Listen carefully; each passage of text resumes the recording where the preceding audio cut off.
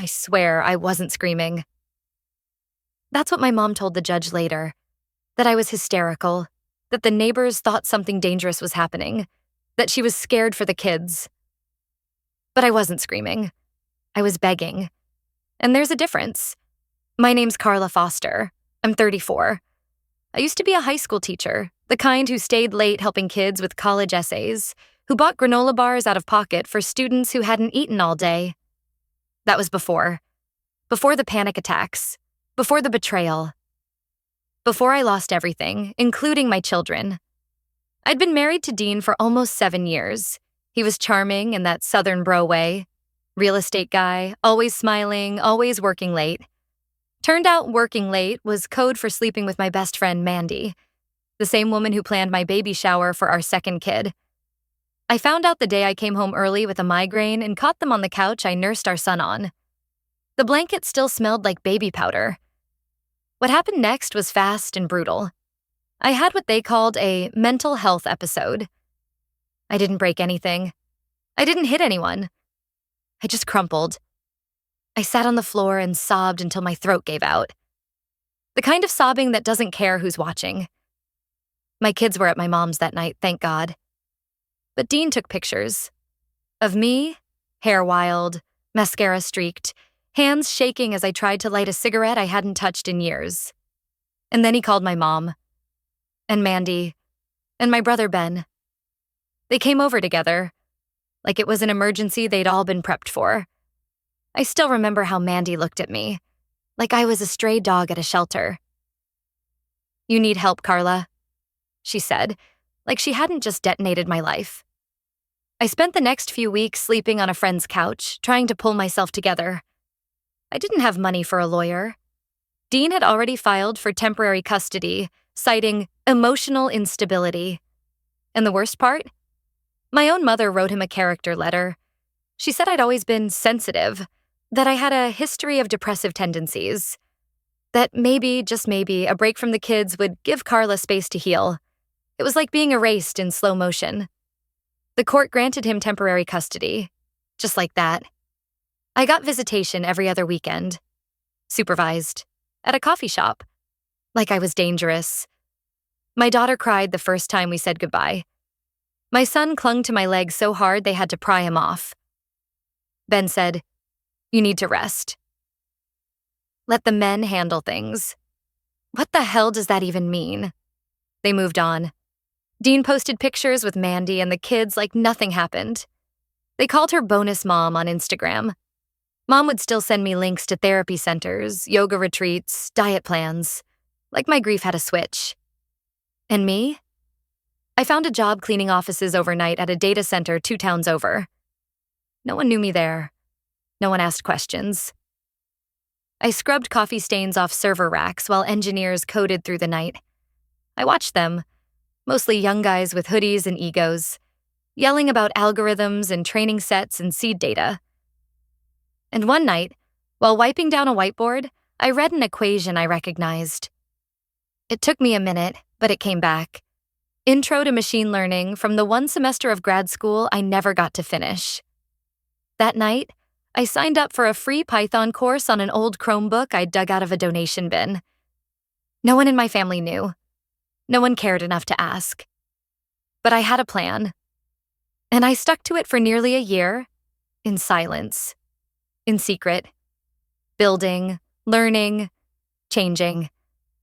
And then, last week, something happened. I was cleaning the hallway outside one of the labs when the floor manager pulled me aside. "We've got someone asking about you," he said. "Wants to talk to the woman who wrote that rogue optimization script. You didn't submit that, did you?" I hadn't, but I had accidentally saved it on a shared server. "They want to meet you," he said. The lab was funded by a startup in Seattle, and the person asking for me was the lead engineer. A woman. She used to be a teacher, too. The meeting wasn't what I expected. I'd barely slept the night before. I'd tried on 3 different outfits from the consignment rack, settled on a plain navy sweater and jeans, then second-guessed everything the second I stepped into that glass conference room. I still smelled faintly of bleach. My fingers were cracked from scrub water, and sitting across from me was a woman in soft black leather boots, a linen blazer, and no makeup. Just confidence. Her name was Nadine. She looked me in the eye like I was human. Not a janitor. Not a failure. Not a situation. "I saw the way you wrote that recursive loop," she said, nodding toward a printout of the script I'd left on the server by accident. "You understand optimization at a gut level. That's rare." I told her I didn't have a degree. Told her I hadn't finished graduate school. Told her I wasn't sure if I was even qualified to be sitting there. She didn't blink. "What you built outperformed our current model by 17%, using data we'd already marked as stale. I don't care what your resume says." Then she asked if I could come by the startup's local co-working hub next week. "Just to talk more," she said. That night, I went back to my basement apartment and stared at the cracked ceiling tiles for hours. Something inside me wanted to scream, but not from pain this time, from possibility. I didn't tell anyone. Not my mom. Not my brother.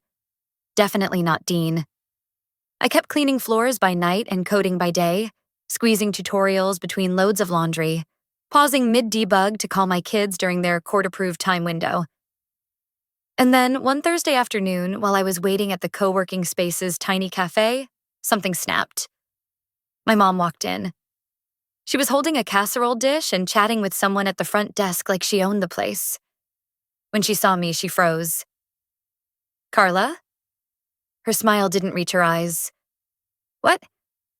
What are you doing here?" "I work here," I said carefully. She blinked like her brain couldn't compute that sentence. "You mean cleaning?" Nadine came around the corner right then, coffee in hand. "There you are," she said, then turned to my mother. "Oh, you must be Carla's mom. She's been amazing on the behavior modeling team. Her attention to pattern detail is next level." My mother stared at her. "I'm sorry. Team?" I stood up.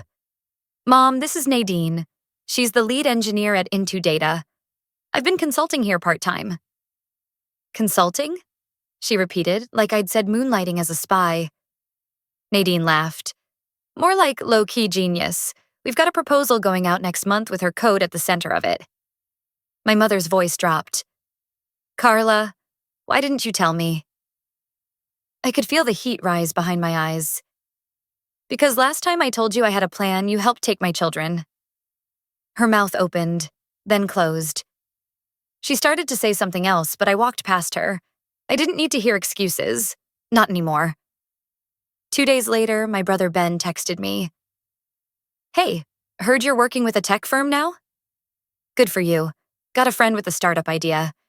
Maybe we should all grab coffee sometime." That's when I realized they hadn't changed. They were just reacting. Reacting to potential, to status, to things they suddenly wanted a piece of. I ignored the message. I ignored the next one too. But I didn't ignore the call from Nadine's company lawyer. "We're spinning off a new AI division," he said. "They want to build it around your data clustering model. You'd be CTO, remote, flexible, equity package, 6 figures." I signed the NDA that week, and just like that, everything shifted. But the world doesn't let you move on that easily. The next month, Dean filed for full custody again. His lawyer claimed I was unstable, financially insecure, and likely involved in illegal tech activity. He submitted screenshots from my old social media, photos of me crying, emails I'd sent at 3 a.m. when I was unraveling. What he didn't know? I had my own lawyer now. And she was better. The day before the custody hearing, I got a package delivered to my co-working space. No note. Just a copy of my daughter's drawing, the one she'd made in 2nd grade. Stick figures, me, her, and her brother. And under it, in shaky letters, "When can Mom come home?" I held that paper like it was made of glass. And I made a decision. This wasn't just about custody anymore. This was about reclaiming me. It started with a Facebook tag. That's how I found out my own mother was throwing herself a 60th birthday party. complete with caterers, rented venue, a friends and family speech lineup, and I wasn't invited. My cousin posted a boomerang of the ballroom setup, gold tablecloths, a balloon arch, and a slideshow looping baby pictures of all the grandchildren. I looked for mine. They weren't there. Neither was I. And the kicker? The event sponsor listed on the welcome sign, right under the florist and the photographer, was Into Data Solutions, my company. The company I had built code by code, sleepless night by sleepless night. The same startup that had quietly funded a local education nonprofit, which apparently my mother's event committee had used without knowing the donor's real identity. They had accepted my money. They were using my platform, and they still pretended I didn't exist. I wasn't going to go. I swear I wasn't. But Nadine, ever the disruptor, looked at me and said, "You've got two choices, stay invisible or walk in wearing your name out loud." So I went. I didn't wear anything flashy, just a charcoal jumpsuit I got on clearance and the flats I'd worn to court. I tied my hair up like I used to for teaching. Neat, functional, professional. I walked in right as they started the family highlights video montage. I stood in the back by the bar, alone. No one recognized me at first. I heard my brother's voice over the speakers, giving some pre-recorded toast about resilience and legacy. I almost laughed. And then the MC cleared his throat and said, "We'd like to give a quick thank you to one of our surprise event partners, a woman doing remarkable work in education tech. Please welcome Carla Foster, CTO of Into Data." My glass stopped midair. The crowd clapped politely. They had no idea. And then the room turned. I saw Ben's face pale. My mother, standing by the stage in some glittery silver gown, blinked like she was seeing a ghost. I walked slowly to the front. I didn't smile, didn't wave. When I reached the mic, I said, "Hi, I'm Carla. Most of you haven't spoken to me in years, but tonight you're benefiting from my work, so I figured I'd introduce myself." The air got quiet. I'm not here for applause. I'm here because while you were praising resilience, I was learning what it actually meant. When I was broke, cleaning server rooms, none of you called. When I lost my kids in court, you said I was unstable. When I started building again, you rolled your eyes. I looked at my mother. And when you threw this party, you forgot to invite your own daughter, but you sure didn't mind using her money. There were a few gasps. Someone dropped a fork. I handed the mic back and walked out before anyone could speak. I thought I was done. Really. But an hour later, I was in the parking lot about to drive away when my phone buzzed. A text from Nadine. "Check the dashboard. Something's wrong with the donor database." I logged in. There it was. A flagged entry. A new application for corporate investment funding. Someone had tried to access internal systems using back-end credentials tied to Ben Foster, my brother. He'd used his temporary nonprofit login, the one he got through a community outreach fellowship my company had quietly funded. He tried to pull data on our investors, back-end logic files, and pre-patent prototypes. And the kicker? He listed his contact email as ben.foster@intuva.io, not .com. .io, a shell website, registered just 2 weeks ago. He was trying to clone my platform. He hadn't just used me. He was trying to replace me. I stared at the screen. My hands were shaking. My heart wasn't broken. It was boiling. They didn't just underestimate me. They had no idea what I'd become. And now I was done being quiet. It was like someone flipped a switch. After the birthday party, after I grabbed the mic and let the truth hang heavy in the air, my phone didn't stop buzzing for 2 days, but not with apologies. No, of course not. With opportunities. "Hey, Carla, just wanted to say how amazing that speech was. So powerful. You should totally start a podcast. I've got this app idea. Maybe we could collab?" And from Ben, "Let's talk. I think we're both at the point in our careers where collaboration makes sense." Collaboration. He used that word like we were equals, Like he hadn't just tried to clone my company using stolen credentials and a .io knockoff domain. I didn't respond, but I did forward everything to our legal team. Nadine didn't even flinch. "We're already drafting the cease and desist," she said. "We'll give them 72 hours to vanish." "What if they don't?" I asked. She smiled. "Then we go public." The day the letter was delivered, Ben called me 9 times, left voicemails, texts, even emailed my assistant pretending to be a potential client. My mother sent me a long message about families shouldn't threaten each other, which was rich, coming from someone who once testified that I was unfit to parent. I didn't answer her either. Instead, I answered to something else. Power. For the first time in years, I felt it. Clean, heavy, earned. And I started using it. I stopped hiding behind the scenes at Into Data. I stepped into the interviews, started speaking at panels. I gave a TED-style talk on AI accessibility that went viral. I launched a scholarship in my name for women pivoting into tech after personal trauma. Every time I stood on a stage or walked into a boardroom, I brought every version of myself with me. The janitor, the mother who cried in parking lots, the woman who had once begged a judge not to take her children. And people listened. Not just because I was smart, not just because I had a title now, but because I had survived and turned it into a system that could scale. And just when I thought I'd seen it all, the real twist hit. It was a Thursday. I'd just wrapped up a product demo when Maya, our operations lead, burst into my office holding a manila envelope. "This came through legal," she said. "You need to see it." I opened it. Inside was a scanned contract, a legally binding agreement from 4 years ago, signed by Dean, my ex-husband, granting me first rights of refusal to any future real estate sales involving our former marital assets. It was boilerplate, something we'd tossed in during the divorce just to keep things civil. But it still held. And guess what was listed for sale last week? The house. My house. The one I helped renovate. The one where my daughter took her first steps. The one he kept after the court called me unstable. He didn't even try to notify me. Just listed it through a private firm, thinking no one would notice. But our corporate AI, it flags local property listings that match historical keywords tied to our staff. It noticed. I called my lawyer that afternoon. "Can I buy it?" I asked. He checked. "Technically, yes. You get first bid. If you want it, it's yours." So I bought it. Cash. And the best part? The firm Dean listed it through? One of our portfolio companies. I owned the house. I owned the sale.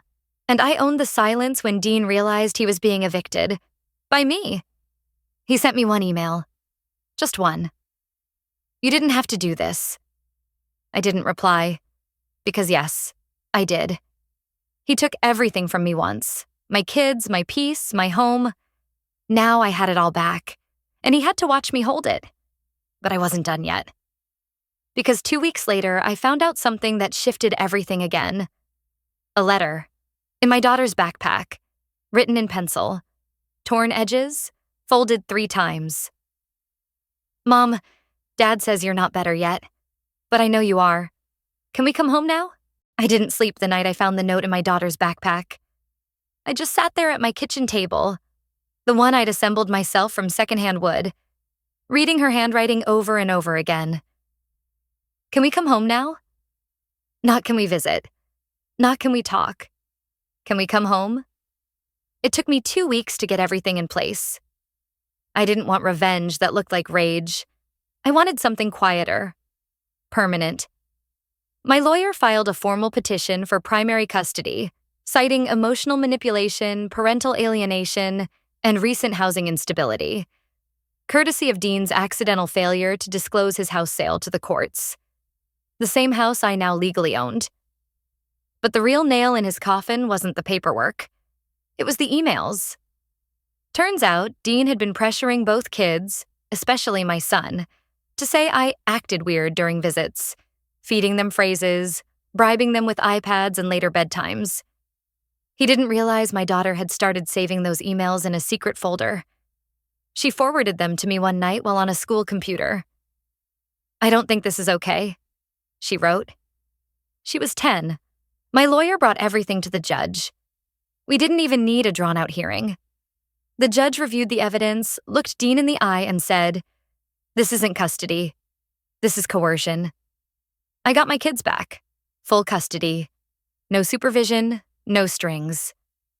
Dean gets 1 visit a month, supervised, at a neutral center. No overnights.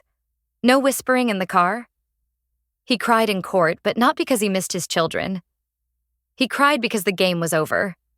The same week the ruling was finalized, I moved back into the house. Our house. I let the kids pick new colors for their rooms. My daughter chose mint green. My son picked navy with glow-in-the-dark stars. And one night, after tucking them both in, I stood in the doorway, just staring at them. Not because I didn't trust this piece, but because I finally did.